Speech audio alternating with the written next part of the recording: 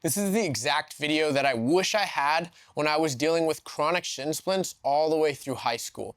I dove super deep into trying to figure out how to fix them, and I wasn't successful for many years, but I don't want that to be the same for you. So this video will go over how they occur, how to relieve them, and then how to fix them so we can get out of that pain and hopefully they never come back. Send this to someone that you know has shin splints because they'll forever be in your debt, or if you have shin splints, you're in for a great video. So the stuff you probably already know is how they occur. You've done too much volume for the strength that your lower leg can handle.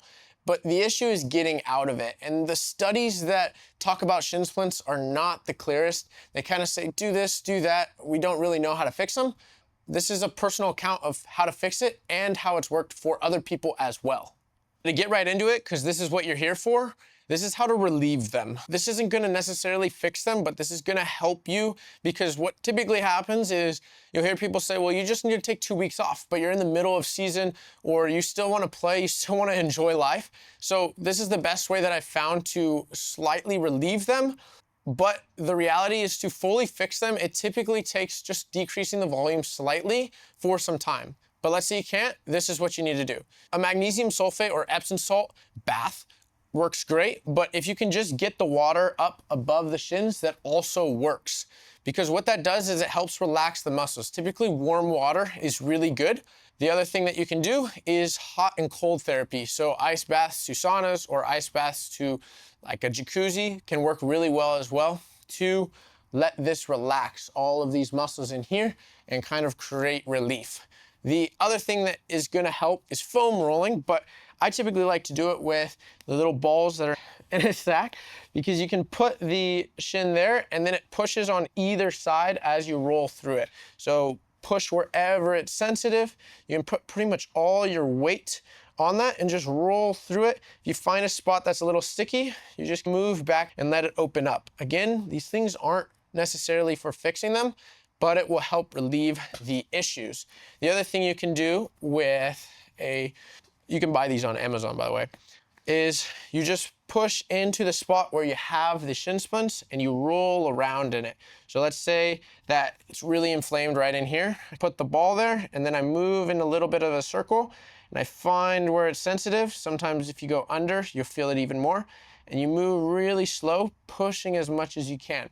The other aspect that will help with this is using the ball in your ankles and moving it around fast and abruptly. A lot of the times, stiff ankles can make shin splints 1,000 times worse. Last modality that we're gonna talk about here for relief is flossing. I don't find this to fix anything like some people will say, but I do find it to feel really good. You're just wrapping pretty much as tight as you can. I would put this in the compression category of it. It's working to get blood flow instead of just help maintain the pain-free. So your shins are gonna feel really good once you wrap this up because it's super compressed. There's nothing to have to worry about. And then once it is wrapped up, you can just hang it off the side of a bed or a bench.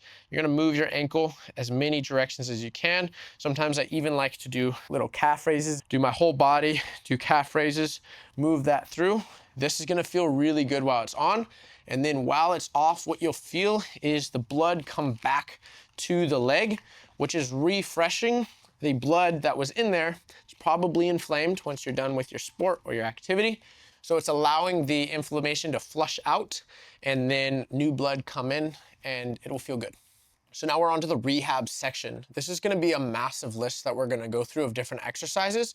So at the end, I'm gonna give you the big three of what I think gives the most effect from all the stuff that I went through. But understand that all of these could be something that helps you more than what I deem as the big three, because it's just a different injury for each person. Everyone has different ankle issues, which means that sometimes they need a little bit more inversion, eversion, all the different things that the ankle does. They might need to work a little bit different of an angle, but the big three has been proven to work over and over again. So the first movement, it's an inner Achilles stretch. So you're pulling the big toe with one hand and then the little toes with the other hand, and you're pulling in as close to your butt as you can, and then you start to lean forward. You're gonna feel it deep in here, normally on the inside, but sometimes on the outside too. and you're just gonna hold it about 10 to 20 seconds. Then you're gonna go to the other side. The next one is the tib stretch. So sitting in this position is gonna stretch out the tibs, but we don't wanna just stretch, we wanna strengthen. So what you're gonna work towards is once you get comfortable here, you're gonna be flexing up this way. Second aspect to this is moving here, plantar fascia stretch, the opposite side. So we're sitting here, then we're gonna work to go this way. Oftentimes I have people start here or even with their knees elevated on yoga blocks because it will give a little bit less stretch, but they're working to stretch up this side, the bottom side of their foot, and just get more and more comfortable with it. This was one of the tightest movements for me when I started. There's no chance I could do this, but once I could do that, my feet started feeling better, my shins started feeling better. So the next section of this rehab is the calf stretch. So first, just straight on and just moving forward and holding the stretch. We're gonna get comfortable here. Then it's the inverted and the everted. Inverted here, we have the ankle on the inside. The angle is going this way, but our foot is sideways. So it's gonna stretch right here on the foot. We're just trying to sink into it as we let the stretch go, keeping that leg straight. And then everted on the outside, we're feeling foot roll over here. This is gonna be stretched all the way up the side of the leg, deep in the ankle. The last section of rehab, all of these are not gonna be too intense for you, but they're gonna start making you feel better and then give you the confidence to go into the third section, which is the Prehab section. So inner range calf raises were a staple for me once I figured them out. And you have your back against the wall and then you're pressing up. And oftentimes I would just tell people to hold this position with their heels elevated. So now on to the last section with all of the meat, the exercises to really get these shin splints gone. So now that we're on to the more advanced exercises, I want you to know that there's not a specific timing that you should start doing these, but if your shins feel ready and you're not doing too much volume in your sport, then these can start being very productive to make sure that next season or when you start increasing volume again, you don't have the shin issues that you've lived with for so long. So the camel squat, one leg is flat, you're stretching that tib, and then what we're working for the other leg is to actually work a little bit on that dorsiflexion. So we're pushing that knee forward. The line between the toe and the edge of the knee is one straight line right here. And then we're pressing up to the top, pushing through the toes in the back foot, and then we're controlling back down very slowly, trying not to slam. Oftentimes I'll see people drop and then they just hit their knee. We don't want to do that. We want to control it through the range, dropping down slowly. The next one, which is exercise dependent in terms of if you have the equipment or not, is the seated calf. If you have one, these are huge because they work the soleus primarily, which is often a big weak point for people with shin splints. Put your knees in and then you go up. We're doing reps, getting comfortable, sinking to the bottom and moving through. Pretty simple exercise, but you'll feel it, especially if you have shin splints. The other thing that works really well for this is learning the isometric contraction at the top. So holding this position, 5 seconds, slowly dropping down, holding 1 second, and then exploding up and holding that position again. It's a really good tempo to help the shin splints get relieved on the seated calf. Then the slant board calf raise. So we already talked about calf stretching. If you can't calf stretch, you shouldn't be doing the slant board calf raise because it's too tight. But once that's open, we can press through to the top, pushing the foot.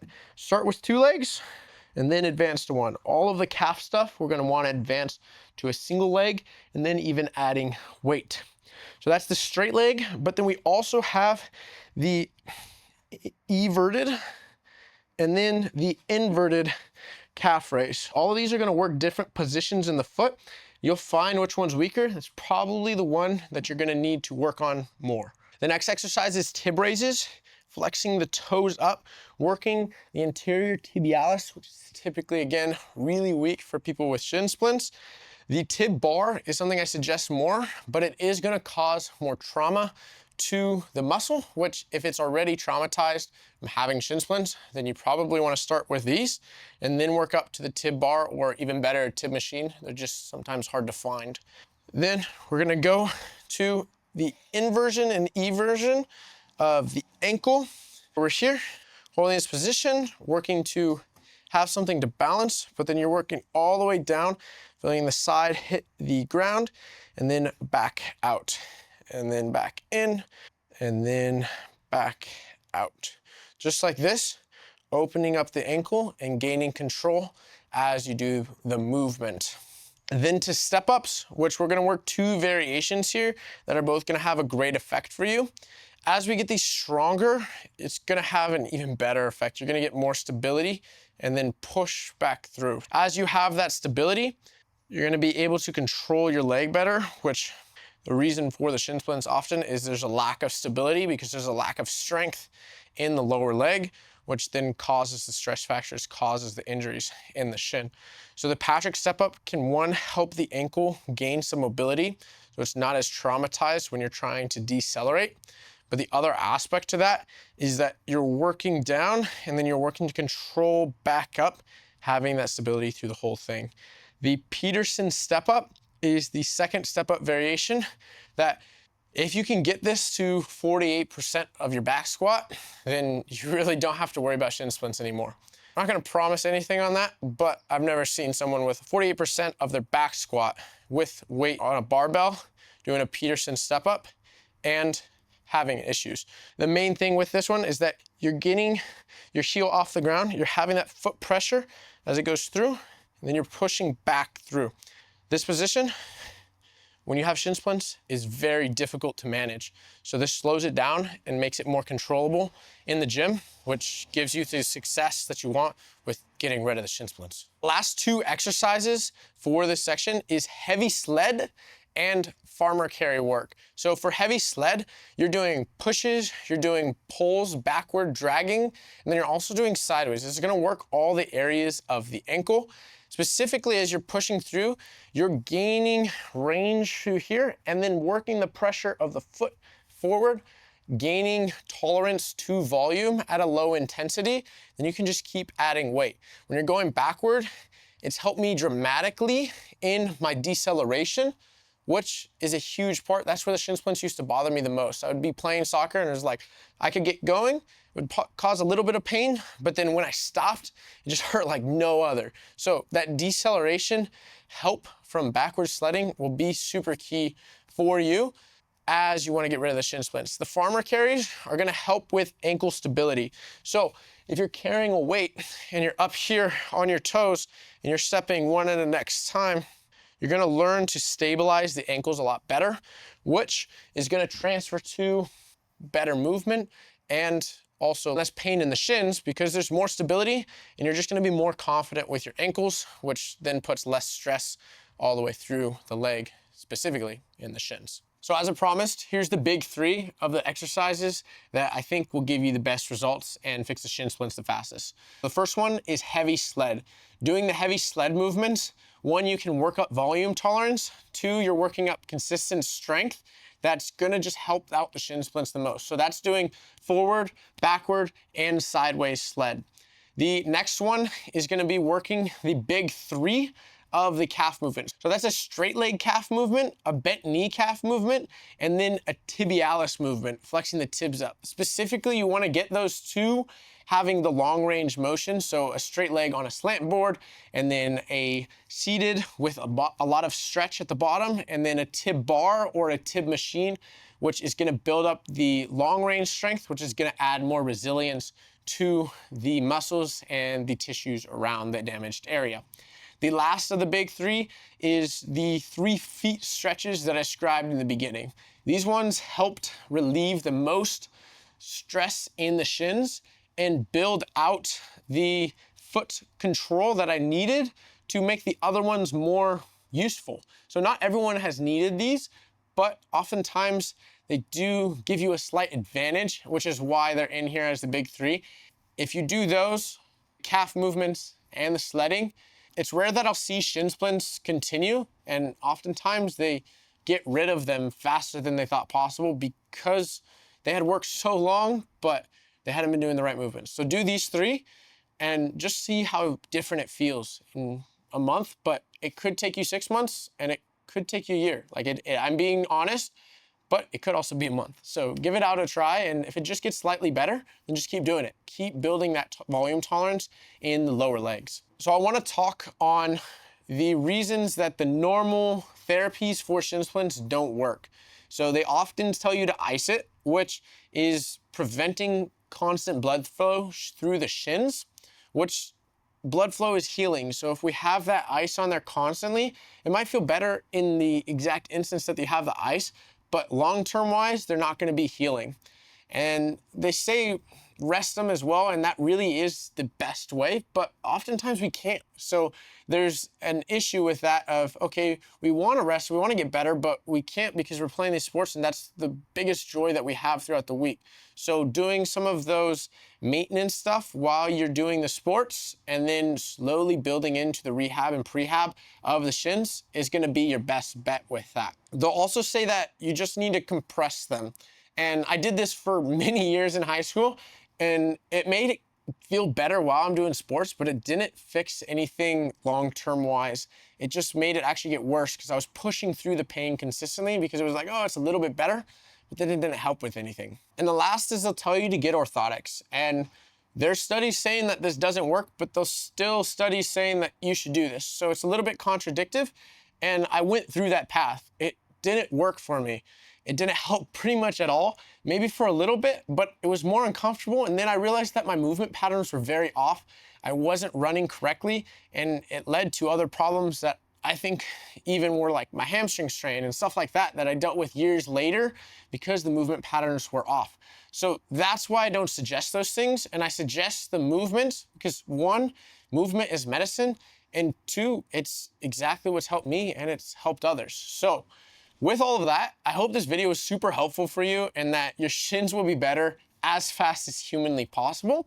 So hit subscribe, and then also like the video. Check the links in the description because there's gonna be some programs in there that you can maybe balance this out a little bit easier, understand the different movements, and get the best results the fastest that you can. So I hope to see you in the next video.